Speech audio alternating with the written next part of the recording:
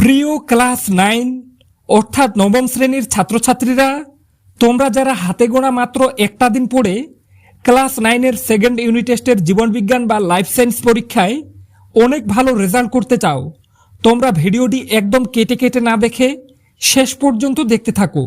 কেননা এই প্রশ্নপত্রে তোমরা যে যে প্রশ্নগুলো দেখবে প্রত্যেকটা যদি রেডি করে সেকেন্ড ইউনিট টেস্টের জীবনবিজ্ঞান পরীক্ষা দিতে যাও, এই প্রশ্নপত্রটি থেকেই তোমরা বেশিরভাগ প্রশ্ন হুবহু কমন পেয়ে যাবে। তো কাজেই ভিডিওটি একদম কেটে কেটে না দেখে শেষ পর্যন্ত দেখতে থাকো। তো চলো দেখে নেওয়া যাক কি আছে। সঠিক উত্তরটি নির্বাচন করো। অর্থাৎ জীবনবিজ্ঞান প্রশ্নপত্রে একের দাগে তোমাদের 8টি এমসিকিউ প্রশ্ন দেওয়া থাকবে। 1.1-এর দাগে একটি প্রোটিন ভঙ্গকারী উৎসেচক হলো, উত্তর গোয়ের দাগের অপশনটি ট্রিপসিন। 1.2 ক্রেবস চক্রের অপর নাম, উত্তর হয়ে যাবে ক্ষয়ের দাগের অপশনটি অর্থাৎ টিসিএ চক্র। 1.3 মানবদেহে ইউরিয়া কোথায় উৎপন্ন হয়, উত্তর যকৃতে। 1.4 সবুজ উদ্ভিদের পাতার কোন স্থানে সালোক সংশ্লেষ সংঘটিত হয়, উত্তর ক্ষয়ের দাগের অপশনটি মেসোফিল কোলায়।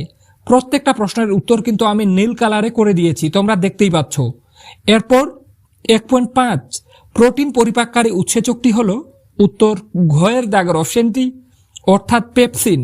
এরপরে দেখে নেব 2-এর দাগের প্রশ্নগুলি। তার আগে আবারও বলে রাখছি, যদি চ্যানেলে নতুন হয়ে থাকো তাহলে চ্যানেলটি সাবস্ক্রাইব করে রাখো।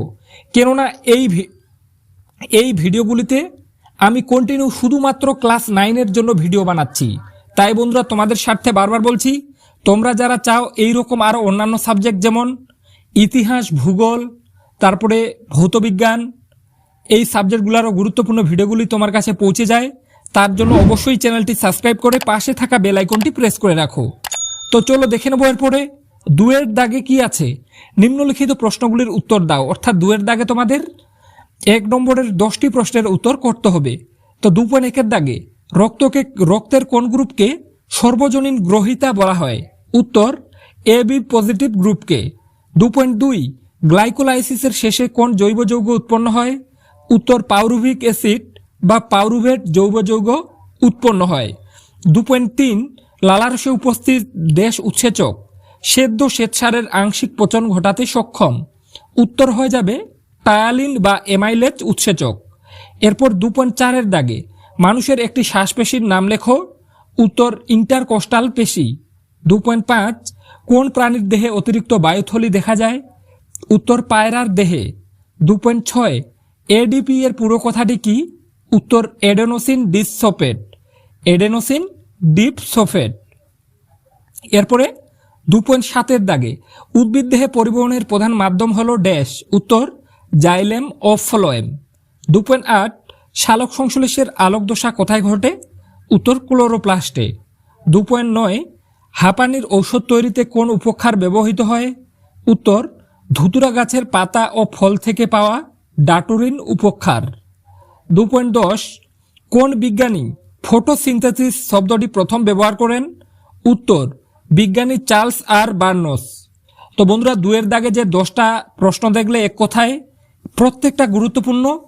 তাই তোমরা যারা চাও এই রকম অন্যান্য সাবজেক্ট যেমন ইতিহাস, ভূগোল, ভৌতবিজ্ঞানেরও গুরুত্বপূর্ণ ভিডিওগুলি একদিন আগে হলেও তোমার কাছে পৌঁছে যাক এবং সেগুলি ফলো করে তুমি ভালো রেজাল্ট করতে পারো, তার জন্য অবশ্যই এই রিয়াজ টিউটোরিয়াল চ্যানেলটি সাবস্ক্রাইব করে পাশে থাকা বেল আইকনটি প্রেস করে রাখো। তো চলো দেখে নেবো এরপরে 3-এর দাগে কি আছে। সংক্ষিপ্তে উত্তর দাও যে কোনো 5টি। অর্থাৎ 3-এর দাগে 2 নম্বরের 5টি প্রশ্নের উত্তর করতে হবে, প্রত্যেকটি প্রশ্নের মান 2 করে, টোটাল 10 নম্বর। তো দেখে নেব 3.1-এর দাগে কি আছে। মৃতজীবী ও মিথজীবীয় উদ্ভিদের মধ্যে 2টি পার্থক্য লেখো। 3.2 বাষ্পমোচনকে প্রয়োজনীয় ক্ষতিকারক প্রক্রিয়া বলা হয় কেন। 3.3 পরিপাক ক্রিয়ায় পিত্তরসের ভূমিকা কি। প্রত্যেকটা প্রশ্ন গুরুত্বপূর্ণ, কোনোভাবে বাদ দেবে না, বারবার বলছি। 3.4 বিএমআর এর সংজ্ঞা দাও। একজন প্রাপ্তবয়স্ক ব্যক্তির বিএমআর এর দৈনিক কত পরিমাণ শক্তির প্রয়োজন হয়। এরপর 3.5 কাইম ও কাইল কি। 3.6 RH ফ্যাক্টরি কি, এর গুরুত্ব কি। 3.7 উদ্ভিদের একটি নাইট্রোজেনযুক্ত রেচন পদার্থের নাম ও তার অর্থকারী গুরুত্ব লেখো। তো বন্ধুরা, যে কয়েকটা 2 নম্বরের প্রশ্ন দেখলে সরি 2 বা 3 নম্বরের প্রশ্ন দেখলে প্রত্যেকটা রেডি করতে পারলে এখান থেকে তুমি কিন্তু অনেক প্রশ্ন কমন পেয়ে যাবে, এটা আমি গ্যারান্টি দিয়ে বলতে পারি। এরপরে দেখে নেব 4 দাগে কি আছে, দেখে নাও। নিম্নলিখিত প্রশ্নগুলির উত্তর দাও, বিকল্প প্রশ্নগুলি লক্ষণীয়। অর্থাৎ 4 দাগে তোমাদের 5 নম্বরের 3টি প্রশ্নের উত্তর করতে হবে। এক্ষেত্রে প্রত্যেকটা প্রশ্নতে কিন্তু অথবা থাকবে। তো দেখে নাও 4.1 দাগে মানব হৃৎপিণ্ডের লম্বচ্ছেদের চিত্র অঙ্কন করে প্রদত্ত অংশগুলি চিহ্নিত করো। এই প্রশ্নটা প্রায় 95% স্কুলে তোমরা কমন পাবে, ভালোভাবে রেডি করবে। এর সাথে অথবা দিয়ে আছে নেফ্রনের একটি সরল চিত্র অঙ্কন করে প্রদত্ত অংশগুলি চিহ্নিত করো। তো বন্ধুরা এখানে যে প্রদত্ত অংশগুলি আছে দেখে নাও, গ্লোমেরুলাস, বেওমান ক্যাপসুল, হেনলির লুপ, দূরবর্তী সংবর্ত নালিকা। তো এই কয়েকটা অংশ তোমাদের চিহ্নিত করতে হবে। বারবার বলছি, নেফ্রনের ছবিটা তোমরা 99% স্কুলে কমন পাবেই। নেফ্রনের ছবি তোমাদের পরীক্ষায় আসবেই, বারবার বলছি। এর সাথে একটা আর মানব হৃৎপিণ্ডের লম্বচ্ছেদের চিত্র। এই দুটো চিত্র তোমার যদি ভালোভাবে রেডি থাকে, তুমি 100% যে চিত্রটাই থাক পরীক্ষায় কমন পাবেই। মানব হৃৎপিণ্ডের লম্বচ্ছেদের চিত্র এবং নেফ্রনের চিত্র, এই দুটো চিত্র ভালোভাবে রেডি করবে, পরীক্ষায় এই দুটোর মধ্যেই একটা কমন পাবে, এটা আমি গ্যারান্টি দিয়ে বলতে পারি। সারা ইউটিউবে বন্ধুরা তোমাদেরকে এমনভাবে কেউ বলবে বলে মনে হয় না।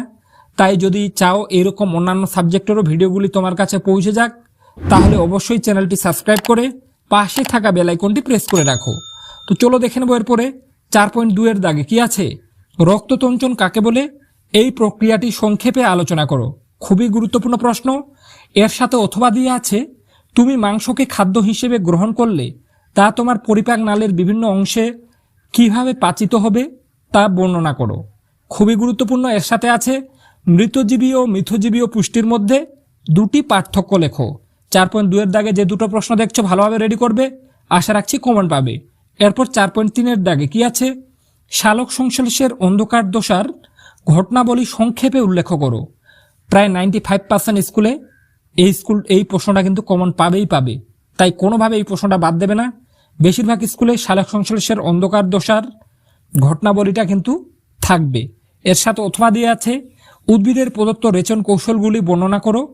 পত্রমোচন, বাকলমোচন, ফলমোচন। এর সাথে আছে গত ও রোজনের একটি করে অর্থকারী গুরুত্ব লেখো। তো বন্ধুরা যে কয়েকটা প্রশ্ন বললাম প্রত্যেকটা যদি ভালোভাবে রেডি করে সেকেন্ড ইউনিট টেস্টের জীবনবিজ্ঞান পরীক্ষা দিতে যাও, তোমাদের পরীক্ষা অনেক ভালো হতে বাধ্য। তাই বন্ধুরা তোমরা যারা চাও এই রকম অন্যান্য সাবজেক্টেরও গুরুত্বপূর্ণ ভিডিওগুলি এক রাত আগে হলেও তোমার কাছে পৌঁছে যাক এবং সেগুলি ফলো করে ভালো রেজাল্ট করতে পারো, তার জন্য অবশ্যই চ্যানেলটি সাবস্ক্রাইব করে পাশে থাকা বেল আইকনটি প্রেস করে রাখো। তো আজকে পর্যন্তই, দেখা হবে এরকম নেক্সট কোনো ভিডিওতে।